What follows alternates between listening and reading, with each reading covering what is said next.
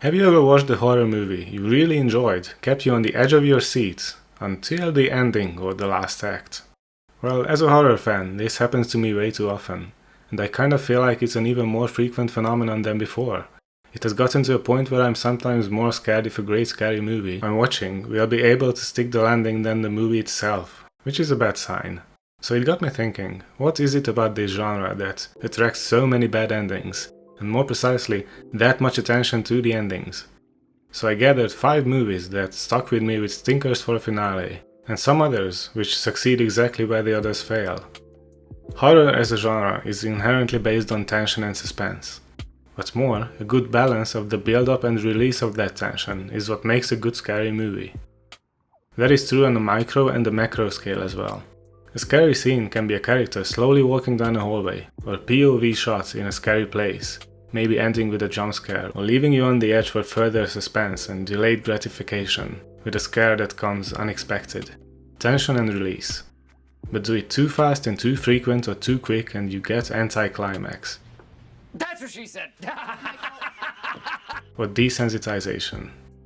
Mike Flanagan made a great point about this in a kind of meta scene in Midnight Club, where he demonstrated how an overabundance of jump scares can lead to an audience tired and devoid of adrenaline the movie is actually fishing for.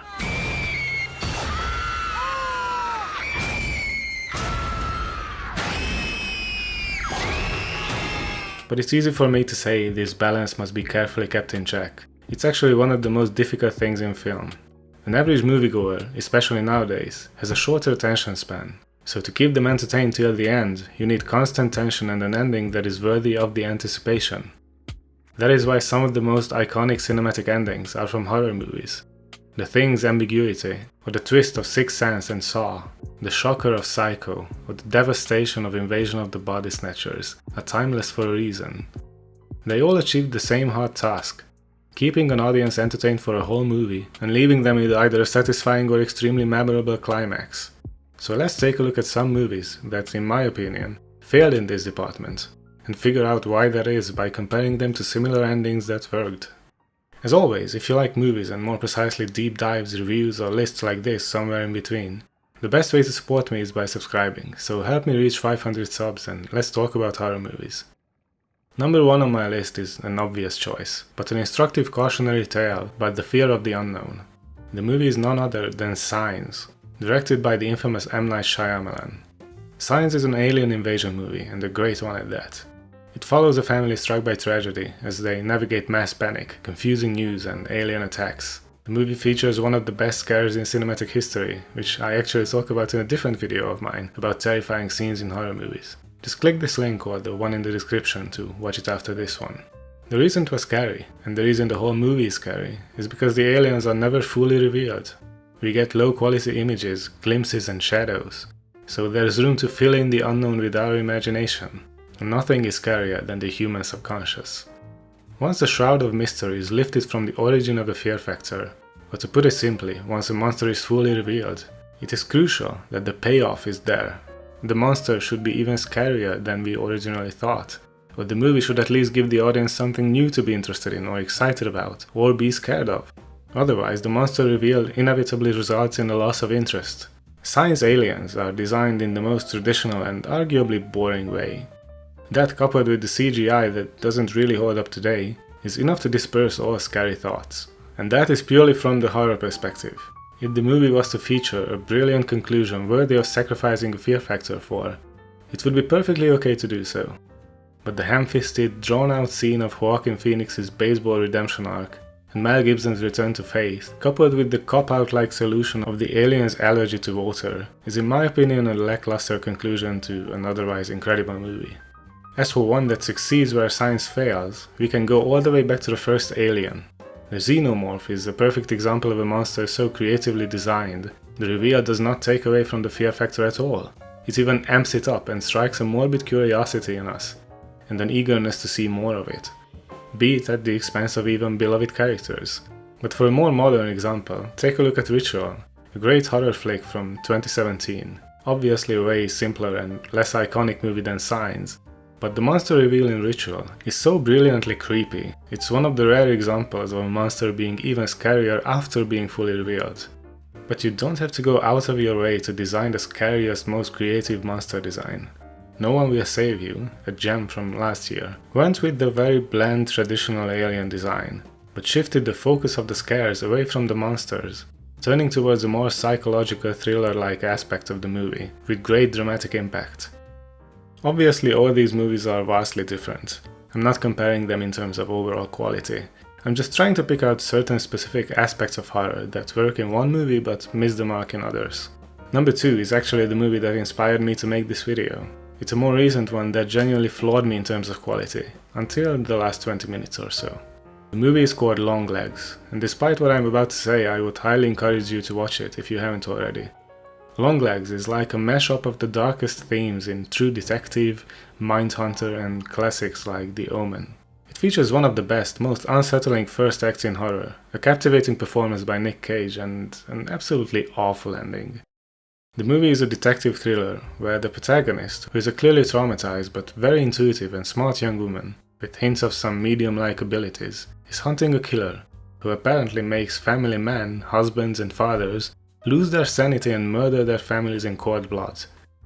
It's a terrifying concept really, spiced up with more and more hints towards something occult and satanic. The problems come during the final act, when it is revealed that each of these family men were given a chance by the devil himself to sell their soul and serve the devil in order to save their family, or to resist and fall victim to him, holding on to their soul so to speak, but killing their loved ones.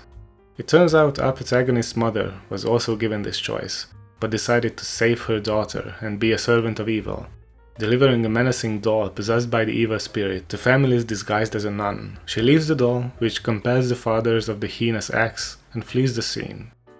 This is actually a cool revelation and twist, much of which could be figured out earlier than the big reveal if you pay close attention to a handful of important scenes. My first problem is that the twist could not have been done less elegantly. Instead of trusting the audience to fill in the gaps, the third act introduces a jarring narration, out of the blue, by the mother, who essentially explains all of what I have just said in detail while we watch a sort of montage of her wrongdoings. Not only is the narration out of place, as it feels like she is reading out the twist to an audience in the movie, it is very drawn out and unnecessary.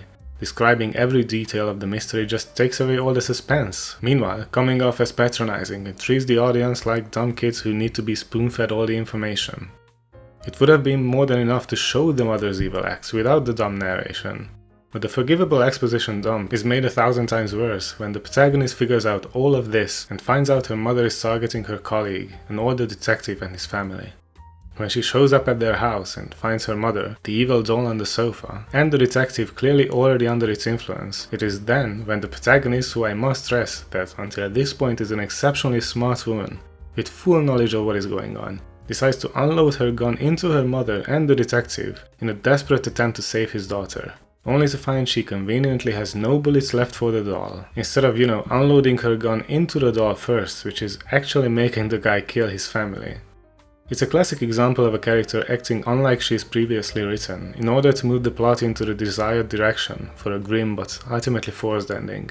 And this is not the way you do a twist ending or a bleak ending. You can't just exposition your way out of a mystery, and you cannot have your protagonist acting like she lost all her brain cells out of nowhere for the plot to end in a certain way.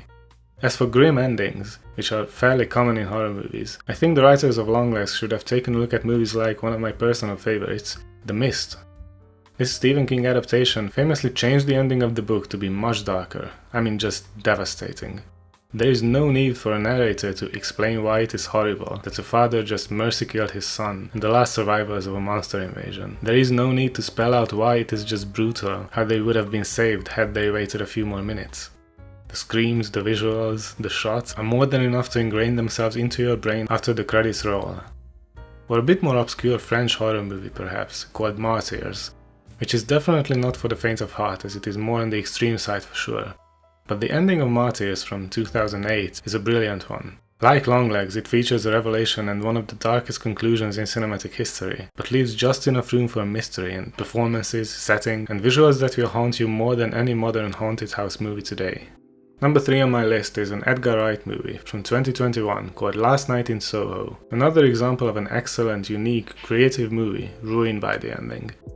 Last Night in Soho is a mix of mystery, horror, and nods to the Italian Giallo movement. It's a story about a girl struggling with mental health issues and trauma, moving to London to learn about fashion and to make it in the fashion industry. She starts seeing visions of a different woman from the past, who she finds out was tricked, manipulated, exploited, and abused. After living as a prostitute, we see a vision of her getting murdered as well, which prompts our protagonist to investigate her case, while being haunted by mystery ghosts from the past. This is another twist-ending situation, where we find out the woman from the past was actually not the subject but the perpetrator of said murder, and many, many more, as she slaughtered countless men who visited her. Those men are the ghosts we see throughout, and it turns out she is in fact the old landlady of our protagonist, who she tries to kill, and then changes her mind and burns to death in her house. This twist ending bleeds from plenty of wounds. The first one being the loss of fear factor once a monster is revealed, like we talked about in the case of Signs. The ghosts were already a bit lackluster, but they were at least kind of scary, and a threat during the movie. But the twist alleviates all tension regarding them, so they become a boring, mindless CGI mess.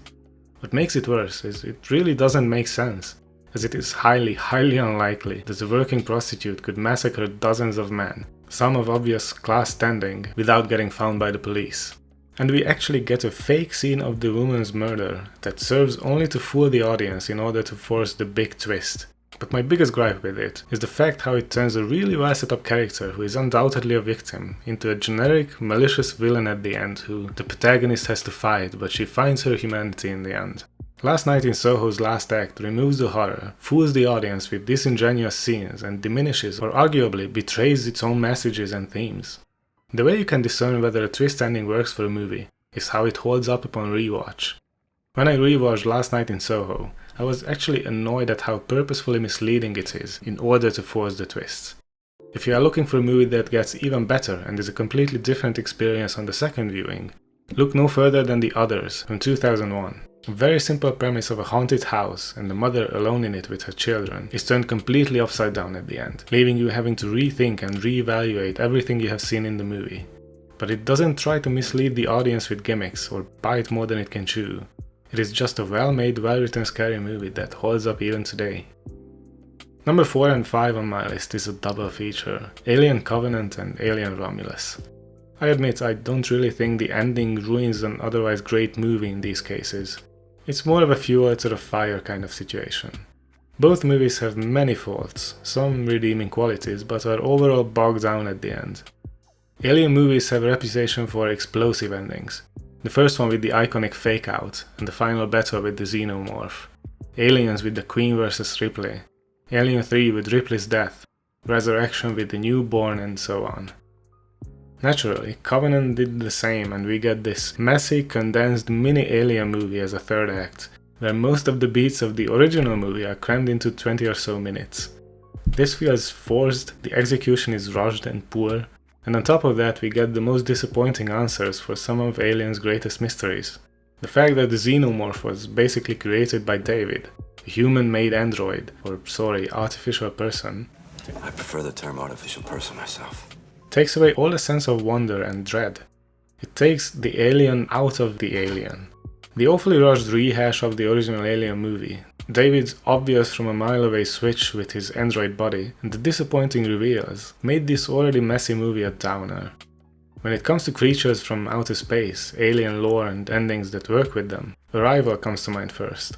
While not a horror movie, it's a masterclass in how not to undercut the mystery of aliens, but revealing their nature and intentions at the same time. A perhaps less popular recommendation in this regard would be Under the Skin, a more artsy symbolic horror movie that hits even harder with the ending and the alien reveal in mind. For the final movie, we have the most recent one with Alien Romulus. I'm not going into much detail about why I didn't like this movie, as I have a whole separate video about it I just made. But essentially I think it's a badly written, lazy cash grab with excellent set designs and visuals, with an ending that is so laughable and ridiculous it actually elevates an otherwise boring rehash to so bad it's at least funny status. But please, if you are interested in a much deeper review of Alien Romulus, check out my video on it. It's in the description and might be on your screen at this point. And if you made it this far, first of all thank you. Please do not hesitate to subscribe for much more content like this in the future, reviews, analyses, and all things movies. Thank you for watching and see you soon.